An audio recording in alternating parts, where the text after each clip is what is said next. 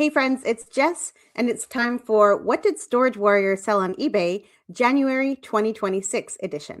Okay, I have all kinds of big ticket items to tell you about. January was a weird month. Normally January is pretty good for us for the first couple of weeks, and then it sort of dies off in the third week. We tend to get people who get cash for Christmas and then they pick up things that they've had their eye on for some time. And so this year was really no different from that, although I was expecting it to be a lot worse than it was. Still down from the previous January, but down by less than 10%. So I really can't complain about that given the whole tariff situation and everything that's going on in the world economically. So I have some pretty expensive sales to tell you about, but I also have some stuff that's just really cool that I want to share. And so this was actually our last sale of January, and this was this 1980s, I think, A&W promotional hat. And the funny thing about this hat is it went to the States, even though A&W is a Canadian company. So that was kind of interesting. Just a really cool hat in amazing condition. I'm assuming that this might have been worn by employees. It's very thin paper-like material. I didn't get as much for it as I was hoping to. I think I actually took another 5% off of the price you see here. So it went for pretty cheap, but at the same time, it was such a cool piece, and I hope it went to somebody who really loved it. And it was fun having this in the shop while we did. So here's one of the big ticket items that we sold, this Salvador Dali signed print from the 1970s. I took an offer of $765 Canadian on this piece. And this came from an estate clear out that we did a couple of years ago that had a lot of art pieces.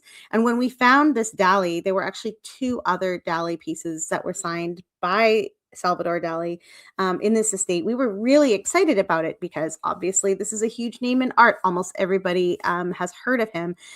So I tried to send it to an auction house and they were like, no, we can't take Dali because his signature is faked too often. And I was like, okay, fair enough. But this person was an art collector and had a good eye. And there's some authenticity information on the back that I did a fair amount of research to verify. So I decided to take that risk and just explain what I knew about the pieces and put it up. So this buyer actually has another print from this series. This is a whole series of prints that there's a few different editions of.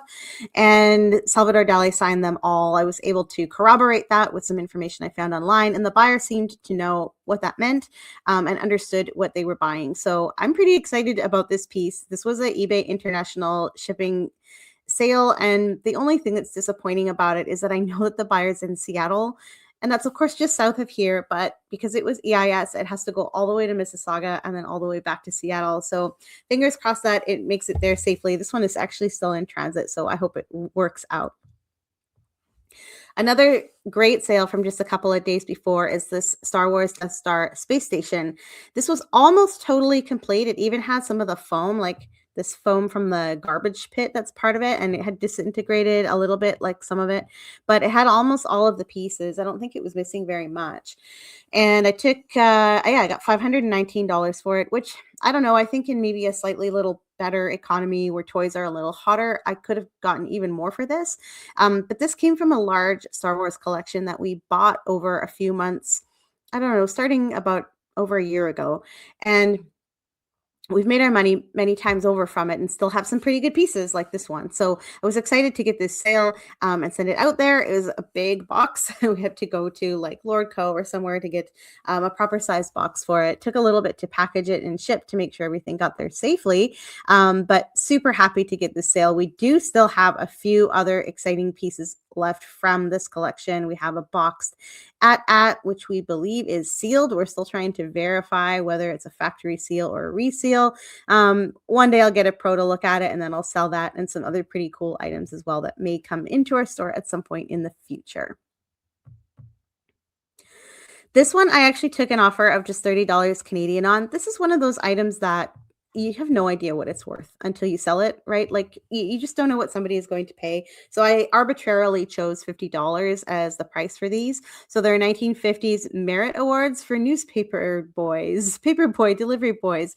They're really cute. I didn't find too many other ones online or really no examples of what they would sell for, but certainly they're scarce and hard to find, and a little bit of a cross collectible with the totem image. It's Canadiana, it's media history. It's got all kinds of stuff going on. So these patches were pretty neat, and I think they're like maybe about 4 inches tall ish, something like that. So pretty cool to find this pair, even with the one that's got some staining. Pretty cool thing to find from 60 plus years ago. So really neat piece there. This, I was so excited when we made this sale. So we picked this out of an estate clear out sometime during the pandemic. It was like really hard to get estate picks at that time, obviously, but they did come around here and there. So we got this one, and there was a little bit of ephemera. And the thing I love about ephemera, just like paper stuff, is it tends to get overlooked. Like when you're making a big pile at an estate sale and you pile up a bunch of cool looking old paper. Usually, I don't even assess it. I don't even look at it. I just see, oh, there's a pile of old ephemera here. This looks interesting. I see some music programs, or I don't know, truck brochures, or like whatever they are. If I see vintage paper, I'm usually interested in it. I pile it up. I put it in my pile. I buy it in the bundle along with everything else, and then I look at it later. And that's exactly what happened with this. So we made this deal, not totally knowing what we had here, just seeing this old jazz program and thinking that's pretty cool. Opening it up to find that it's signed by Ella Fitzgerald and Dave Brubeck and a whole bunch of other people from a performance that they did in the 1950s. I think this one is dated. So really amazing to see that. Of course, not authenticated, but I mean, the chances of this not being real are pretty small. There's Dave Brubeck's signature. Yes, all original pen signatures on the ticket stubs from that concert. Just a really, really cool old piece of ephemera. There's another signature there. There were signatures all over this program. So this person obviously got a little bit of access and got to meet everybody. Such a cool piece. This was in the store for a few years, and I finally got my full asking price of $400. I didn't know, again, how to price this thing, but Ella Fitzgerald, man, I mean, a legend, right? A legend signed this thing at this particular performance on this particular date and time in Vancouver. It's one of a kind. You're not going to find that anywhere else. And somebody finally saw the value, picked it up, and we do have a happy buyer. So I was so pleased to make that sale in January. We just kept making these really good sales. Like we'd have volume wise, wasn't a great month. Like didn't push out that much volume from the warehouse, except when we had our warehouse sale. But the things we were selling, a lot of them were really high value. So it just carried the whole month for us. And it actually helped us exceed our revenue expectations for January by a full 10%. So we were so happy about that. Thanks to sales like those. I'm just sharing this one because it's interesting. This is one of those pieces that doesn't carry a whole lot of value. It's like these calendar plates. They're kind of, I don't know, like this kind of like blue transferware, I think it's called. It's just doesn't seem to be that popular, even though it's cool and it's kind of neat that it survives as long as it does. Made in England, but marked with this Tisdale, Saskatchewan on the front of it. And I guess this person was buying it as a gift for her grandmother, who I think was born in that year. So this was a really cool gift, and I'm sure it carries a lot of sentimental value for the buyer. So just $40, but just one of those sales that makes you really feel good.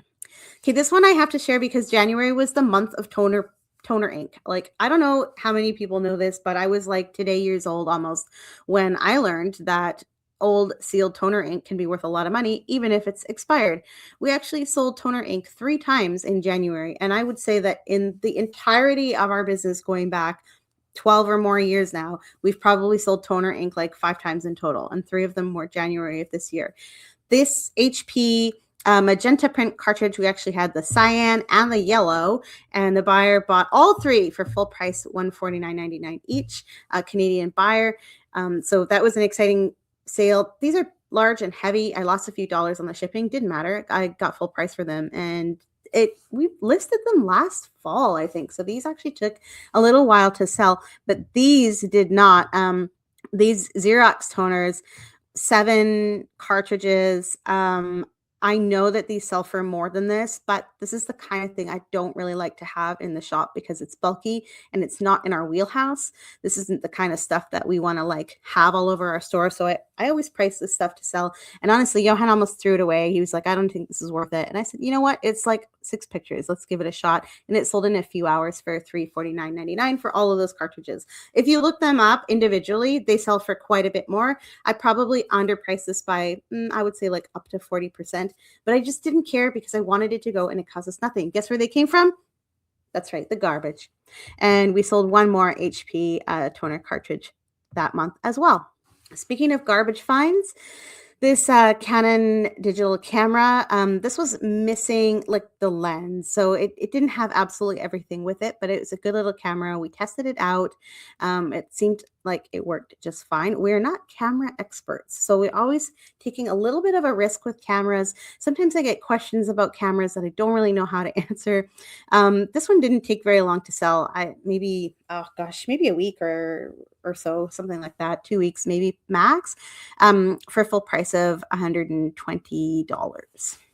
This is neat. So in the warehouse downsizing exercise that I kind of started working on last summer, I was going through our ephemera bins. So that's where we file away all of our listed ephemera, paper, booklets, things like that. Kind of pulling stuff out that was only worth a few dollars and had been in the store for some time.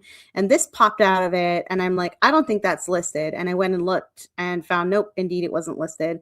And Johan said, oh, it's just an old sticker album. That can't be worth anything. Put it in the yard sale. And I was like, I don't know, like this, there's something interesting about this. I got to look it up. And I spent a little time on it.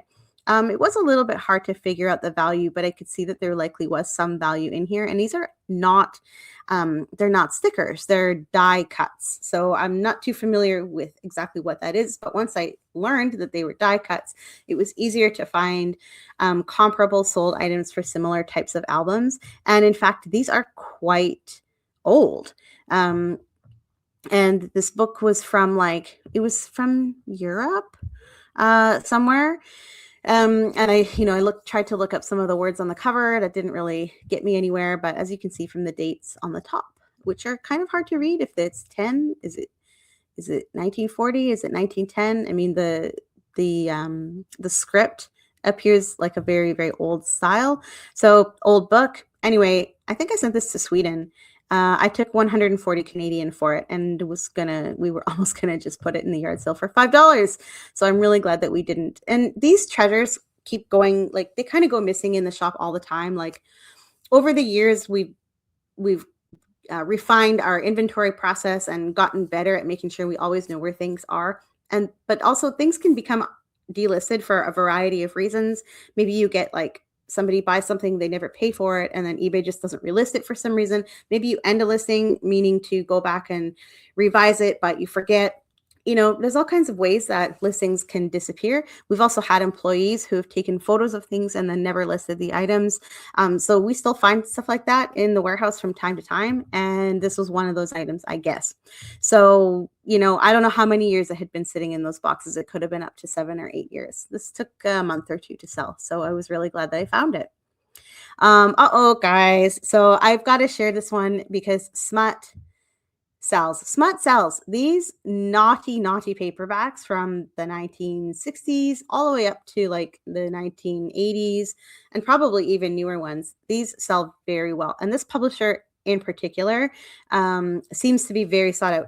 Some of these books I've seen sell for well over $100 each. Some of these books are so raunchy that I could not sell them because they referred to minors and things like that, like really awful, really terrible stuff. So those we destroyed. But the ones that had adult content with adults, we decided to sell. And this, we actually got this last summer in a junk pick. There were 2 big boxes of these books.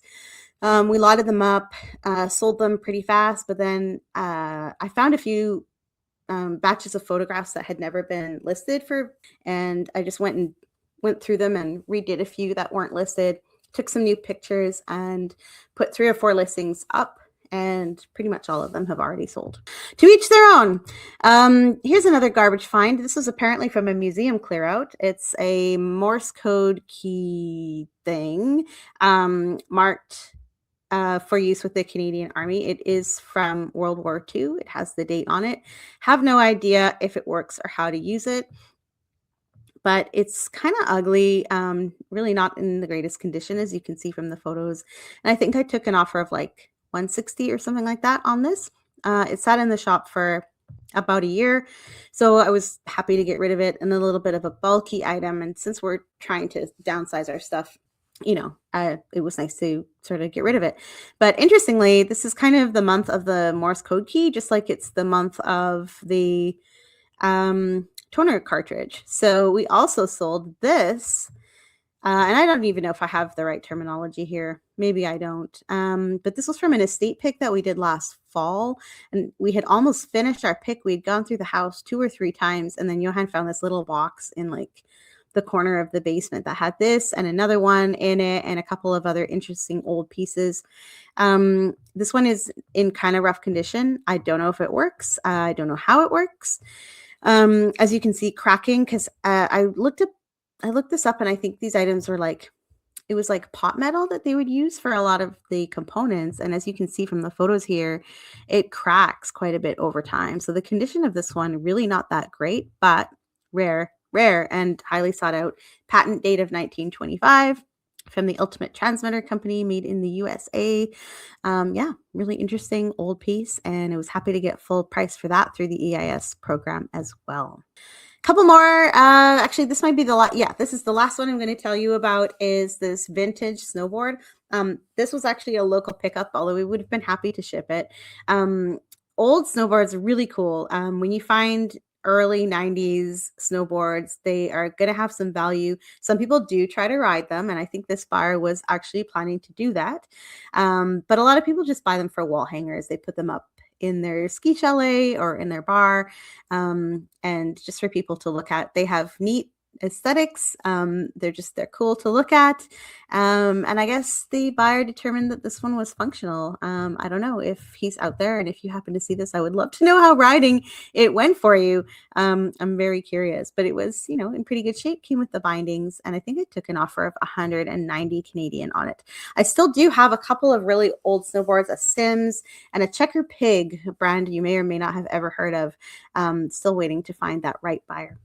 So that's it for what sold in January 2026. I'll be back in March for the February video. Let me know what your favorite one of these sales was, or leave a comment and tell me what your best sales of January 26 were. I would love to know what you're selling. Bye.